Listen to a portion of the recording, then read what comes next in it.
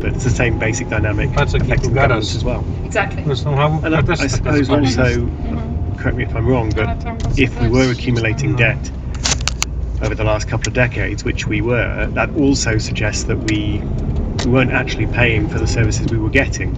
And when we're actually starting to try to pay for the services we're getting, that's also going to cause a problem.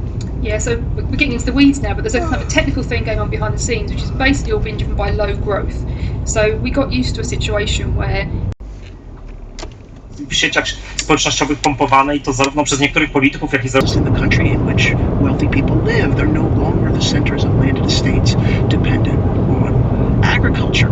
This process accelerates after 1880 when economic changes mean that agriculture becomes much less profitable. And so country houses these days, and we should be clear, right?